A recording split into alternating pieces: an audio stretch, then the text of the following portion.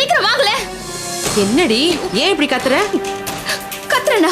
இங்க வச்சிருந்த பணம் காணுமா? பணத்தை எங்க வச்ச? என்ன காணும்னு சொல்றேன்? பீரோல தான் வைக்க சொன்னேன். இல்லம்மா, அப்பா பீரோல வச்சா எடுத்து செலவு பண்ணிட போறாருன்னா நான் சாமி படத்து பின்னால வச்சு கொட்டவளே. என்ன காரணம் பண்ணிருக்க நீ? அக்கா நல்லா தேடி பார்த்துட்டேன்க்கா. இல்லக்கா நல்லா தேடுமா. ஏடி அங்க கொண்டு போய் வச்ச? அம்மா, இங்க வச்சு அப்பாவுக்கு தெரியாதுன்னு நினைச்சேன். எவ்வளவு கஷ்டப்பட்டு அந்த பணத்தை கொண்டு வந்தா. மாதவி நல்லா தேடி பாரு. இருமா, நல்லா பார்த்துட்டாங்க. இல்லக்கா இருமா. கிடைச்சதா? என்னது இது? ஏதோ லெட்டர் மாதிரி இருக்கு. அன்புள்ள அப்பாவுக்கு உங்கள் அன்புமிக்க ராஜராஜன் எழுதும் பாச கடிதம். அப்பா, என் மீது நீங்கள் காட்டும் கடல் போன்ற பாசத்தில் ஒரு துளி கூட வீட்டில் உள்ள மற்றவர்கள் காட்டுவதில்லை. சுட்டு போடும் தோசையை எண்ணி போடுகிறார்கள். சட்னி கூட வைப்பதில்லை. எனக்கு பசியாகவும் இருந்தது, வருத்தமாகவும் இருந்தது. என்னை மன்னித்து விடுங்கள். வீட்டில் உள்ள பணத்தை எடுத்து என் வாழ்க்கையை தொடங்கலாம் என்று நம்பி செல்கிறேன். என்னை யாரும் திருடன் என எண்ண வேண்டாம். தந்தை மகனுக்கு கொடுக்கும் பணம் என்று நினைத்துதான் எடுத்துச் செல்கிறேன். தவறாக எடுத்துக்கொள்ள வேண்டாம். இப்படிக்கு உங்கள் அன்பு மகன் ராஜராஜன். என்னாச்சு சொல்லு மாதவி. சொல்லுங்கக்கா. பணத்தை அப்பா கூட்டிட்டு வந்தார்ல, வளர்ப்பு மகன், அவன் தான் எடுத்துட்டு போயிருக்கான். அந்த குண்டை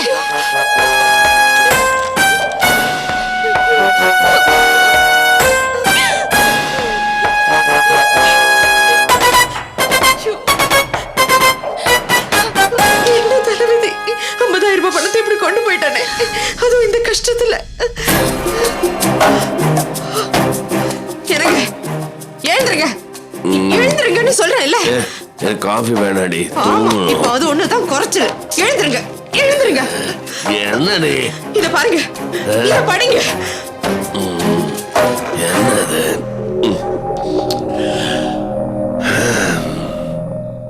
அன்புள்ள அப்பாவுக்கு உங்கள் அன்புமிக்க ராஜராஜன் எழுதும் பாச கடிதம். அப்பா, என் மீது நீங்கள் காட்டும் கடல் போன்ற பாசத்தில் ஒரு துளி கூட வீட்டில் உள்ள மற்றவர்கள் காட்டுவதில்லை.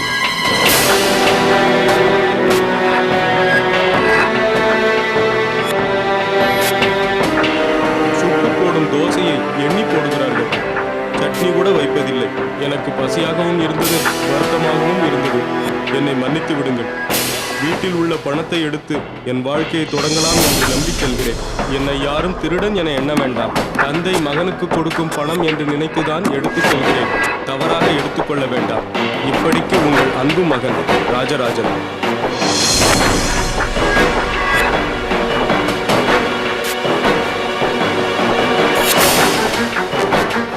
உங்களுக்கு இப்ப சந்தோஷமா?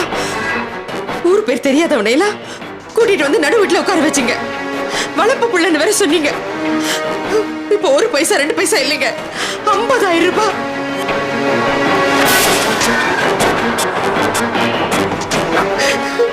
கஷ்டப்பட்டு இவ கடை வாங்கிட்டு வந்தா, எல்லாம் போச்சு, நாசமா போச்சு.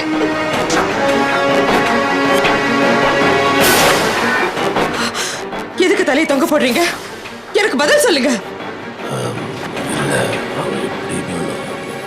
கொஞ்சம் சத்தமா சொல்லுங்களேன்.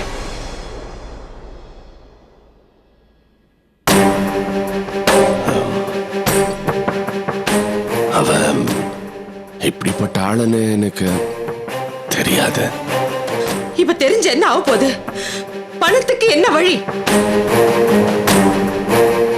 என்ன மாதவி நீ பேசாம இருக்க? அப்பா பேசுவாருமா?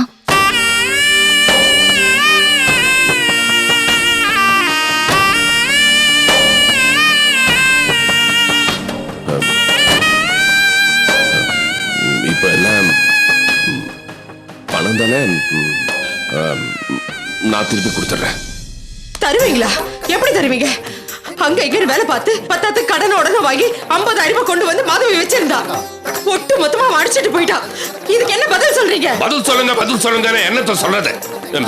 ஏன் கண்ணு தெரியற மாதிரி வச்சீங்க? உங்க கண்ணுல பட்டா நீங்க அடிச்சிட்டு போயிடுவீங்க. அப்புறம் எங்க தான் வைக்கிறது? சொல்லுங்க, எப்படி தருவீங்க? எப்படி எப்படியாவது ஏற்பாடு பண்ற? எப்படி ஏற்பாடு பண்றேன், ஏற்பாடு பண்றேன். அவ்வளவுதான். எப்படி ஏற்பாடு பண்ணுவீங்க?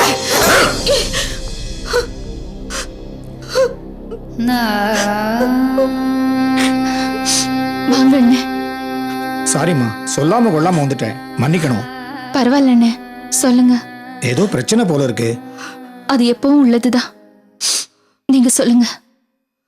ஒன்னும் இல்லம்மா, தபேலா வாசிப்பாரா ராமச்சந்திர, அவருக்கு ஒரு பையன் இருக்காம்மா, பிரைவேட் கம்பெனில வேலை பார்க்கறான். 2-3 தடவை நம்ம ஸ்டுடியோக்கு வந்திருக்கான். உன்னை பார்த்துருக்காம்மா, அவனுக்கு உன்னை ரொம்ப பிடிச்சு போச்சு. உன்னை கல்யாணம் பண்ணிக்க ஆசைப்படேன்னு சொன்னான். நான் சொன்னேன், ஏற்கனவே அந்த பொண்ணுக்கு நிச்சயம் ஆயிடுச்சு, அதுக்கு ஒரு தங்கச்சி இருக்குன்னு சொன்னேன். மாதவியோட தங்கச்சின்னா நல்ல பொண்ணா தான் இருக்கும். எனக்கு ஓகே தான், நீங்க விசாரிச்சு சொல்லுங்க, அவங்களுக்கு சரின்னா நாங்க வந்து பேசுறோம்னு சொன்னாமா. அதை சொல்லதாமா வந்தேனா. நீங்க சொல்றதெல்லாம் புரியுதுன்னு, ஆனா கவிதாவுக்கு படிப்பு விஷயமா தான் மாதவி, ஒரு நிமிஷம் இங்க வா. நான் வரேன்.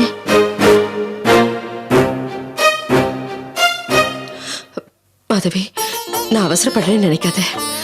அவர் சொல்ற இடத்த பார்த்தா பணத்துக்கு ஆசைப்படாம உனத்தை மட்டும் பாக்குற குடும்பமா இருக்கும்னு தெரியுது. உன்னை பத்தி இவ்வளவு தெரிஞ்சு வச்சிருக்கிறவங்க நம்ம குடும்பத்தை பத்தியும் உன் அப்பா பத்தியும் தெரிஞ்சு வச்சிருப்பாங்க. அதையும் தாண்டி சம்பந்தம் பேச சொல்றாங்கன்னா இது எதோ எனக்கு நல்ல விஷயமா தான் படுது. அதனாலதான் மாதவி. அப்பா அப்பா அவர் ஒருத்தர் போதும் எல்லாத்துக்கும் முட்டுக்கட்ட போட. எல்லாத்துக்கு மேல உங்க அப்பா மாதிரி ஒரு ஆளு தன் மகளுக்கு வரம் பாக்குற விஷயம் எல்லாம் நடக்காத காரியம். எனக்கு அந்த ஆளு மேல நம்பிக்கை இல்லை. இந்த இடம் தவறி போயிடக்கூடாது மாதவி, நீ புரிஞ்சுக்க. சரிம்மா, வா.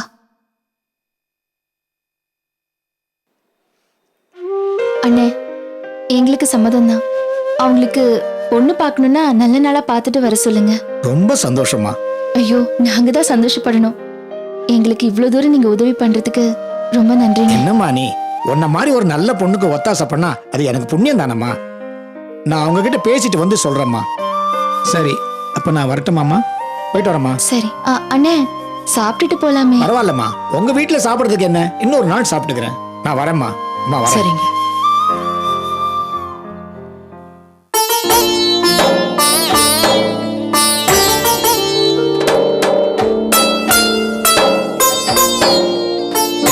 கவிதா, உனக்கு கல்யாணம் பண்ணிக்கிறதுக்கு சம்மதம் தானேம்மா?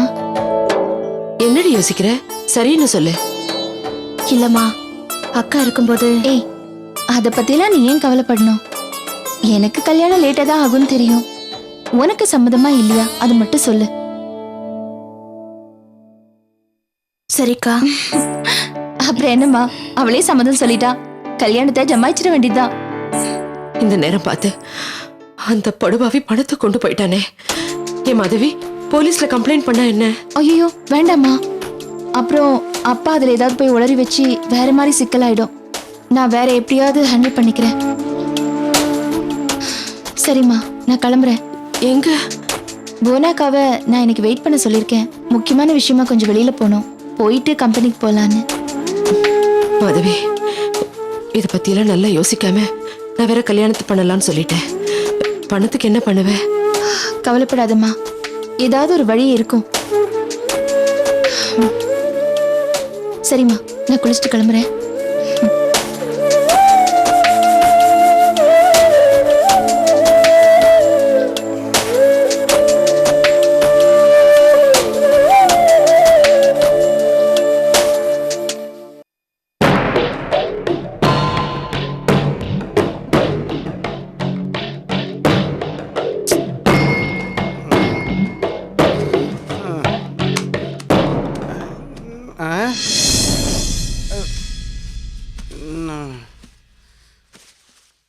டேய், பிள்ளையாடா நீ? பிள்ளையாடா நீ? என்ன வயசாகுது? ஏந்திரா. என்ன வயசாகுது உனக்கு? பெட்லயே ஒண்ணுக்கு போறியா? டேய், 5 வயசாகுதுல உனக்கு? 5 வயசாகுது. 5 வயசாகுது உனக்கு. இன்னும் பெட்ல மூத்திர போயின்னு எப்படா பெத்த வாத்தவனா? புள்ள பெத்தா பாரு வாத்தவனா. மோன உன்னை என்ன பண்ற பாரு, மோன சாவடிச்சு போட்டுறடா உன்னை. மூஞ்சி மகனே பாரு எப்படி இருக்கு? மாமா ஏன் மாமா அடிக்கிறீங்க? பிள்ளையாடி பெத்த வச்சிருக்கா? இத்தனை வயசுக்கு அப்புறமும் இன்னும் பெட்லயே ஒண்ணுக்கு போறாம. ஏய் போடா ஏஞ்சு போடா.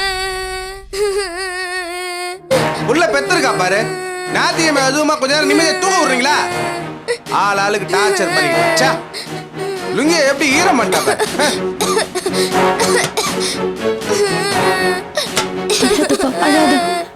அப்படியே போட்டேன் நான் உன்னை. பா கூட்டு படி.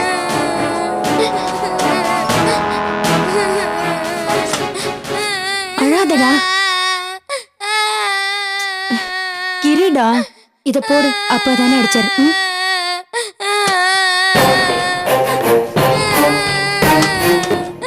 வா அழாதடா.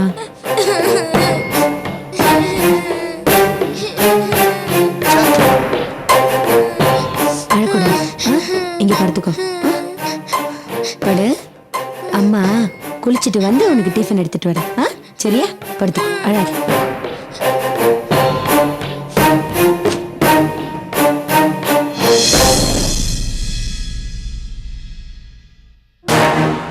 ஏய் நில்லடி. எங்கடி போற? குளிக்க போறாத்த. நீ ஒண்ணும் குளிக்க வேண்டாம். டிஃபனை பண்ணி வச்சுட்டு அப்புறமா குளி. 5 நிமிஷம் குளிச்சுட்டு உடனே வந்துடுறேன். ஏய் சொல்லிக்கிட்டே இருக்க 5 நிமிஷம் சொல்லிக்கிட்டு. போடி போட்டேன்னா ஓடி உள்ள ஓடி.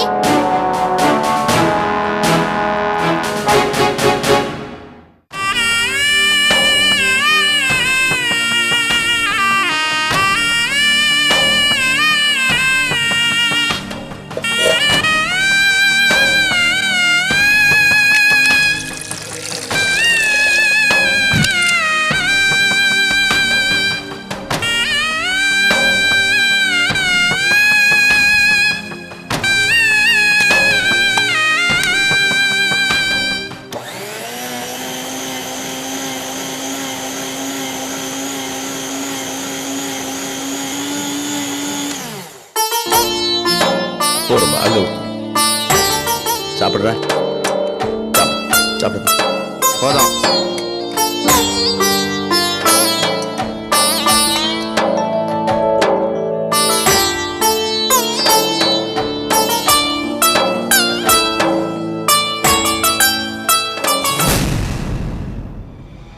ஏண்டி சொர்ண கட்டவல எதுக்குடி சட்னில இவ்வளவு உப்பு போட்டு வச்சிருக்க? ஐயோ மாமா, உப்பு அதிகமாவா இருக்கு? நான் கொஞ்சமா தான் போட்டேன். அத்தை திடீர்னு அடுப்படி வந்து சாப்பிட்டு பார்த்து உப்பு பார்த்தலன்னு கொஞ்சம் கூட போட்டாங்க. அதான் ஜாஸ்தி.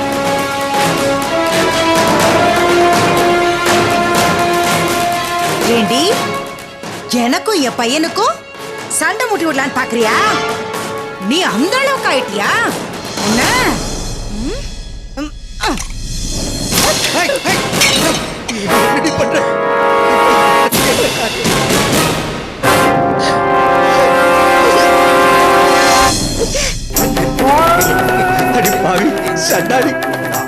ஏண்டி அந்த பொண்ணு இந்த பாடுபடுத்துற? நீ எல்லாம் நல்லா இருப்பியா? நாசமா போயிடுவேன். யோ வாய் படியா. எப்ப பார்த்தாலும் அவளுக்கே சப்போர்ட் பண்ணிக்கிட்டு பிச்சுங்க பிச்சு. அம்மா கோயில் எதிரிப்பா, எந்திரிச்சு போய் முகத்தை அலமிட்டு நீ போய் சாப்பிடுப்பா. ஓமா எதிரிப்பா. இந்த வீட்டு நாட்டாம சொல்லிட்டாரு, போய் நல்லா மூக்கு முட்டை கொட்டிக்கடி. அடி பாவி, தன்னால பாவிங்களா, இந்த ஜென்மத்துல நீங்க திருந்தவே மாட்டீங்க.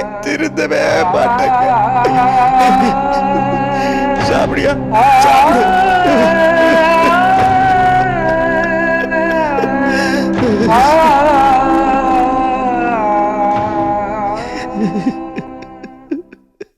காம்ரேட், வருகிற 27ஆம் தேதி நாம் ஒரு முக்கிய ஏற்றுமதி நிறுவனத்தை முற்றுகையிட இருக்கிறோம்.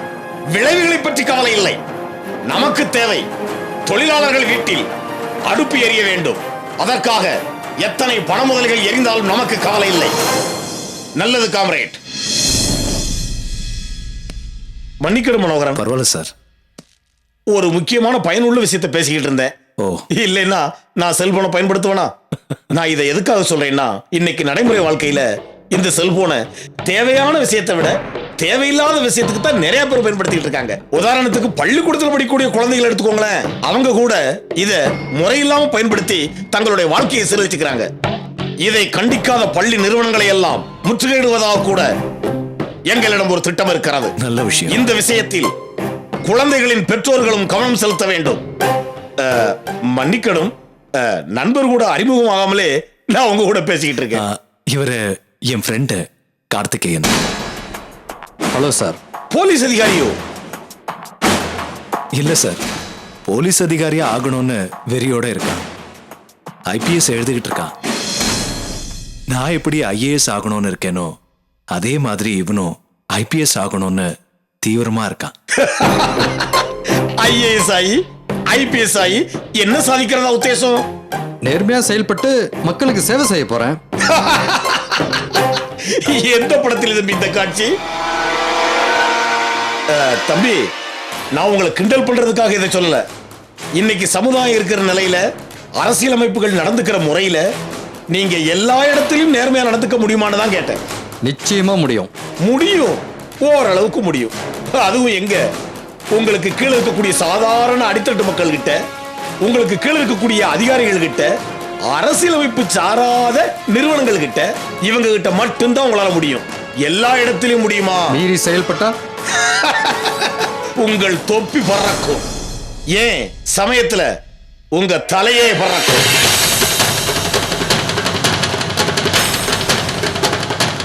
தம்பி, மன்னிக்கணும். உங்களை பயமுறுத்துவதற்காக நான் இதை சொல்லல. தற்போதைய யதார்த்தத்தை சொன்னேன்.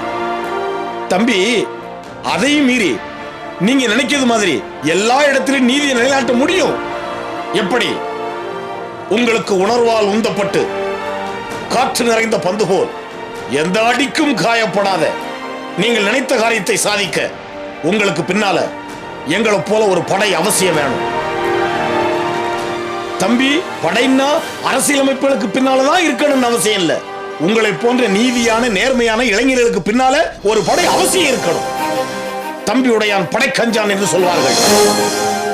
அந்த வகையில் உங்களை போன்ற நல்ல நேர்மையான இளைஞர்களுக்கு பின்னால், நல்ல தம்பிகளுக்கு பின்னால் இந்த அண்ணன் என்றும் இருப்பான். என்ன, கைகோர்ப்போமா?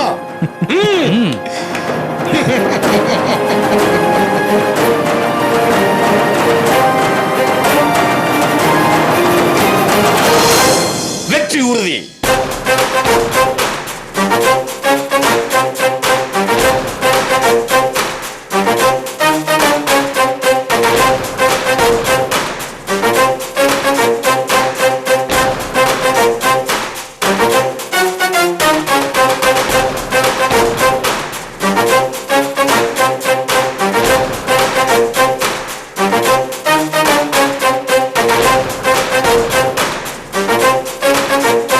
உட்கார்ந்து சாப்பிட்டுட்டு புருஷன் சம்பாத்தியத்தை வெட்டியா செலவு பண்ணிக்கிட்டு அடுத்தவங்க மனசை புண்படுத்துற மாதிரி பேசுற நீ எல்லாம் என் கால் தூசுக்கு சமம்.